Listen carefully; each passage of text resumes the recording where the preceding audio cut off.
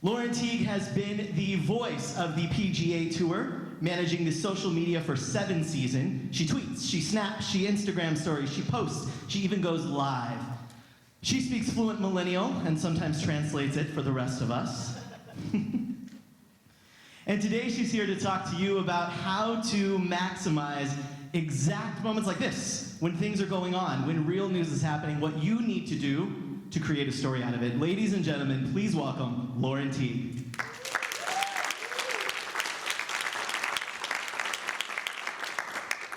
Hi, I'm so glad you're here. I'm so glad you're here and that everyone made it. Honestly, I'm glad I'm here, and I'll tell you why. We're not missing out. My generation, the millennials, we have an averse reaction to missing out. We even coined a new term for missing out. Do you know what I'm talking about? Have you heard the term FOMO? Yes, FOMO over here. FOMO, fear of missing out. Millennials have created social anxiety disorders around saying no or missing something. Seriously. Now, I kind of thought that's kind of funny. I'm an older millennial. I don't always, I don't do everything that we're supposed to be doing.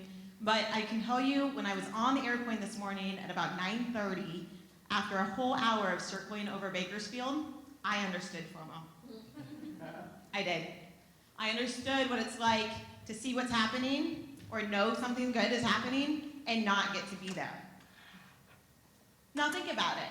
Every time we go to an event, we pull out our phones, we check in, right? We've got snaps and stories to fill. We've got hashtags to use, right? And sometimes those hashtags get us up on jumbotrons or something fun.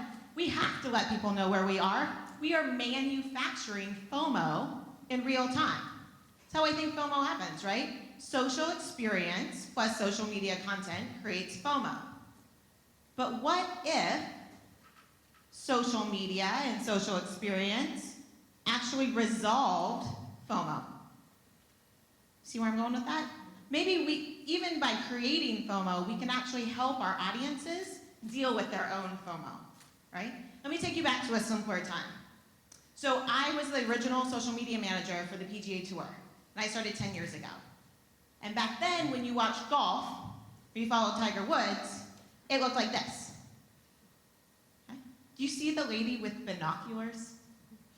Yeah, there's binoculars in this photo, just go ahead. There are no periscopes, those really tall things with mirrors in them that my grandpa used to bring home from a PGA Tour event. So we moved past those, but there are definitely still binoculars in this picture. This was taken in 2009, so Tiger's kind of at the peak still of his game there. And I want you to look at the next photo and see if you can spot the binoculars in that one. Ready? You guys see them? Trick question, right? There are no binoculars in this photo. This one was taken last month. Tiger Woods won his 80th PGA Tour event, his first in 5 years. So no binoculars in this photo. We have manufactured FOMO. We can't even watch one of the greatest athletes of our generation without looking at it through a camera lens when he's sitting right in front of us. It's crazy. There's like 100, 150 cell phones and cameras in this photo because we can. It's a social experience, so naturally we have to create a little FOMO for our friends. Make sure that we're capturing this. So, really, if you go home and show this to anybody but your kids, I think I kind of created some of this. See, let me tell you about how I started my career at the PGA Tour. 2 weeks in, this is 2008, I met with the tournament team from the Players' Championship. Now, the Players' Championship is one of the biggest events on the PGA Tour schedule. It's the one that's played right up the road from PGA Tour headquarters at TPC Sawgrass in Jacksonville, Florida. If you don't know anything about golf, chances are you've heard of the island green. And golf, this is where the island green is. So we're like a month from the tournament, and the tournament team looks at me and they say, we want to use this thing called social media. Great, that's my new job. To reach millennials. We want to be young and edgy and hip. And I'm like, well, I'm 23. I'm pretty much a subject matter expert on millennials. So yeah, let's do that. Let's use Twitter. Now, I had been using Twitter for about 6 months, but really nobody else was. When I say nobody else, I mean a few of the digital marketing people you've heard of, maybe the MTV VMAs, but no sporting event had ever gone live on Twitter, and I wanted us, the Players' Championship, to be the first. It took about 2 weeks to convince this marketing team and their bosses and their bosses and their bosses that this was going to be okay, and I probably wouldn't do any residual damage to the brand if I allowed me to do this thing called tweet on my flip phone. So, tournament week comes, and I am the proud owner of @2008 Players, and it's on my flip phone, and yes, I did the flip because no iPhones, and not in my pocket in 2008. And I get to go invent how to cover live golf in social media. I mean, for me, dream job. So Monday, tournament week comes, I'm at the airport, and not just the big Jacksonville airport, no, I'm at the little airport, right? The one that the private jets fly into. And I'm like, hey, Mr. Fred Couples, welcome to the Players. And I take a picture, and I send it to this thing called TwitPic, so it gets into my tweets. Now, if you know what TwitPic is, you're a social media OG just like me. Yeah. Tuesday, I'm following around Commissioner Fincham, taking pictures, tweeting, while he's giving a Lifetime Achievement Award to Jack frickin' Nichols. Okay? Dream job, in heaven. So, tournament starts on Thursday. By Sunday, I have accumulated about 250 followers. Not super great by today's standards, but hello, it's 2008. I'm talking about golf on a thing called Twitter. I was pretty proud of myself.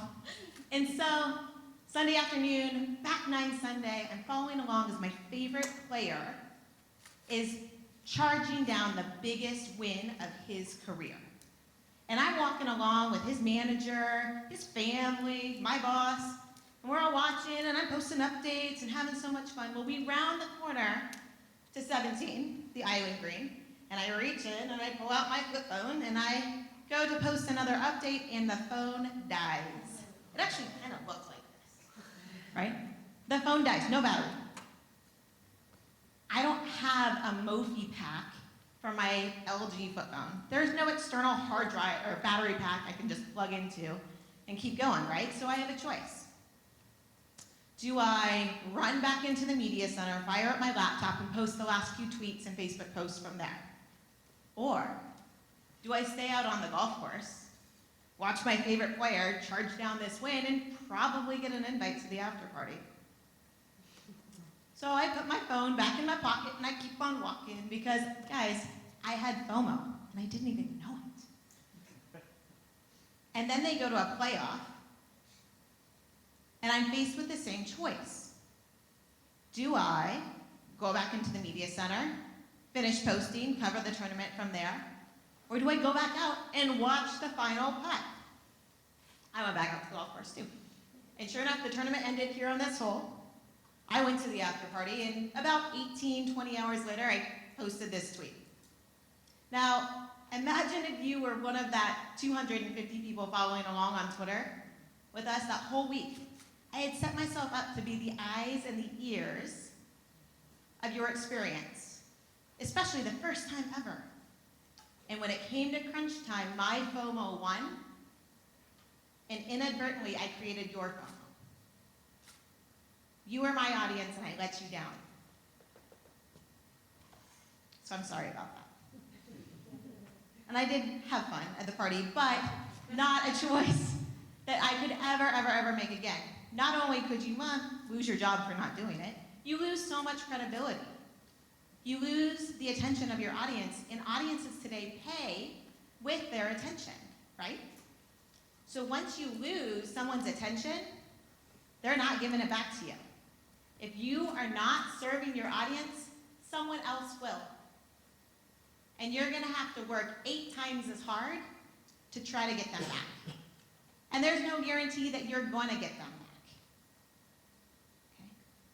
So that's why today I wanna talk to you about how to be prepared in the moment. How to rehearse for going real, for going live and going into real-time content. But first, I should probably define for you what real-time means to me. So, real-time, first, it's rapid.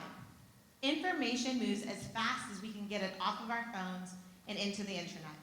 It's always fighting a battle to get into somebody's news feed.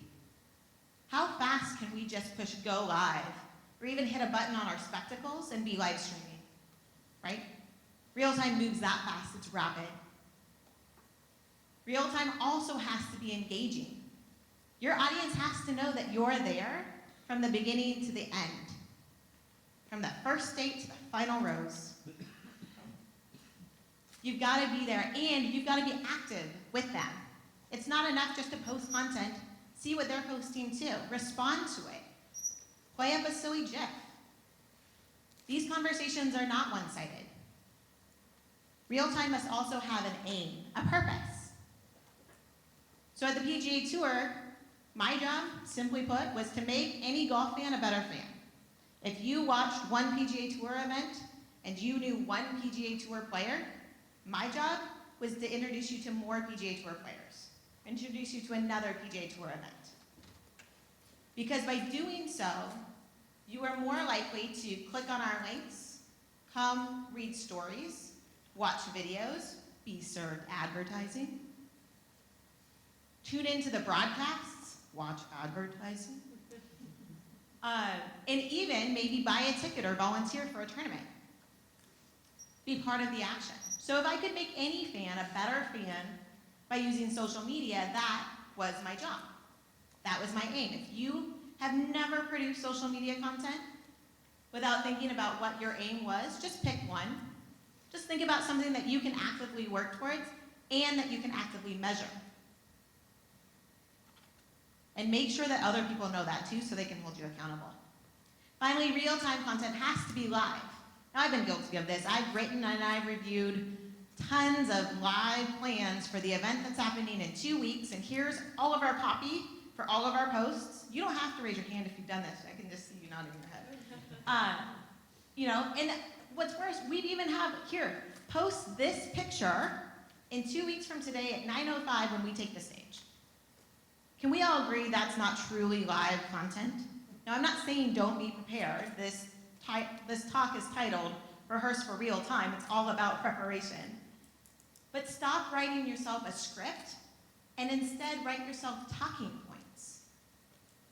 Don't give yourself the photo list. Give yourself a shot sheet. Go out and get these things. And you know what that does? That allows you and your team to produce with their eyes up. Understanding what you need to cover, what kind of content you want to create, but without giving them the freedom to do it in real time. Okay? So for me, real-time content looks like this. It has to be rapid. It has to be engaging. It has to have an aim. And it really has to be live. Okay? We agree on that? And then when we're able to follow those 4 points, that's when we can really, truly capture a moment, every moment within the event. Because when you're looking at the whole event, you miss the little moments. Your eyes are down, you're not seeing what's happening in the wings, or on the side, behind the bench, where the players are, whatever your event is, the red carpet, okay? So we have to commit to capturing the moments within the events. Because there are no gold medals for live content. There's no glitter filter or secret algorithm boost that we get when we decide we want to go live. You might think so, but unless you're putting $500 behind that Facebook post, honey, no.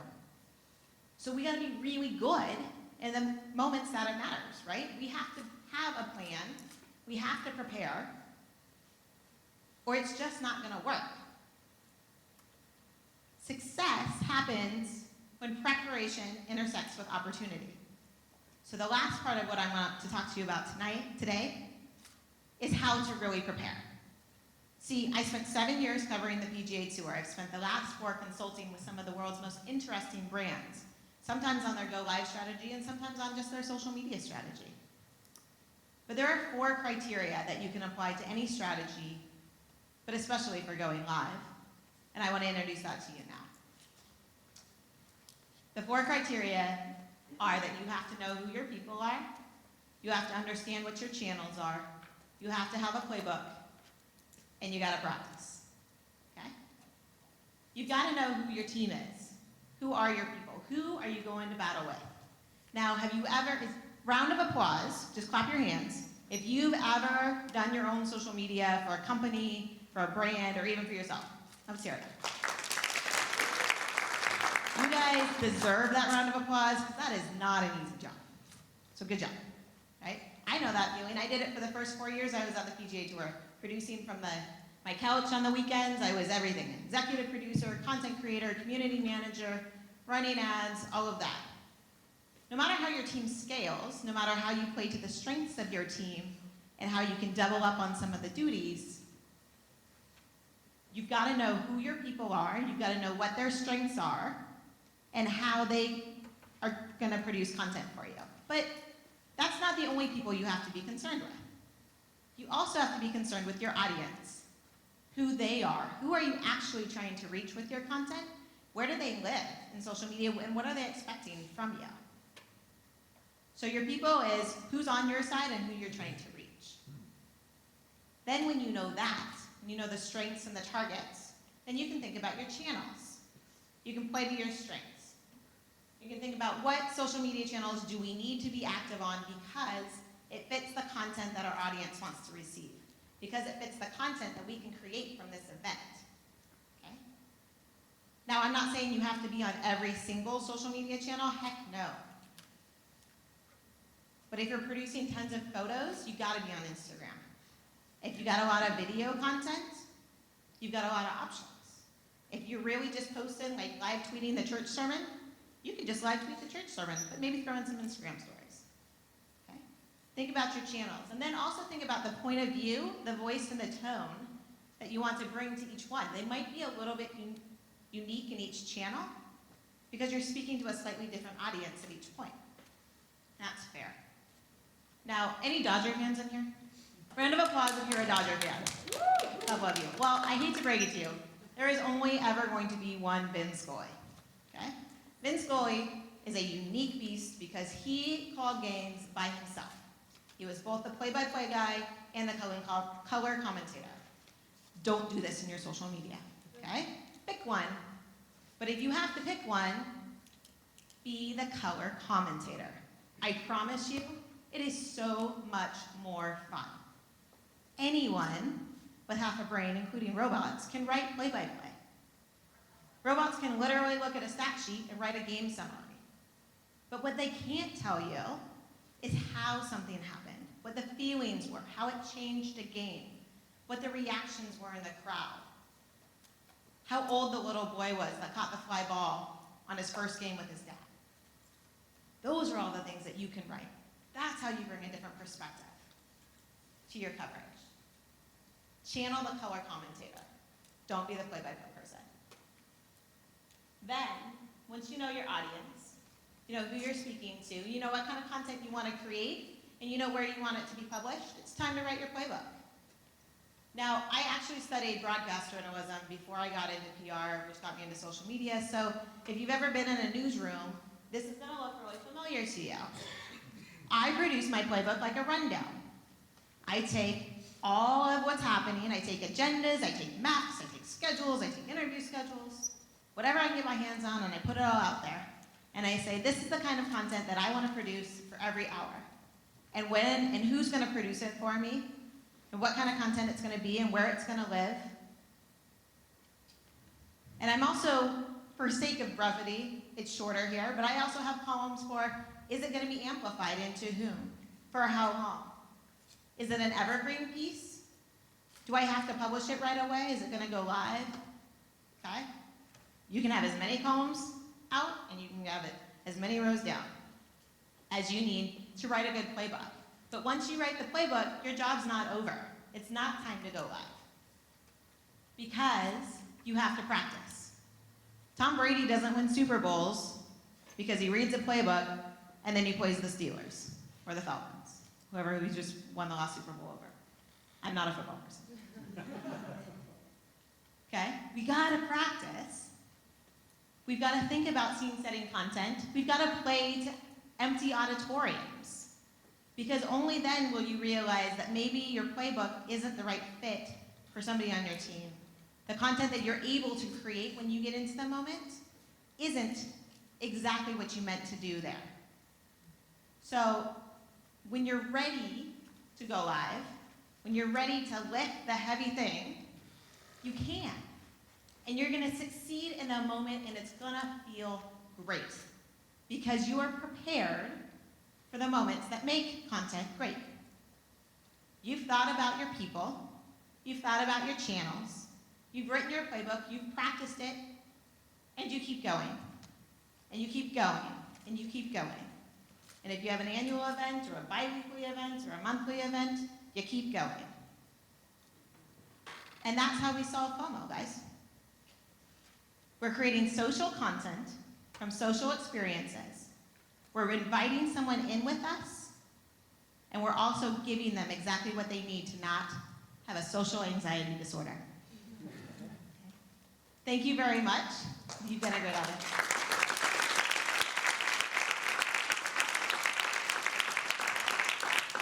All right, let's give it up one more time for Lauren Teague.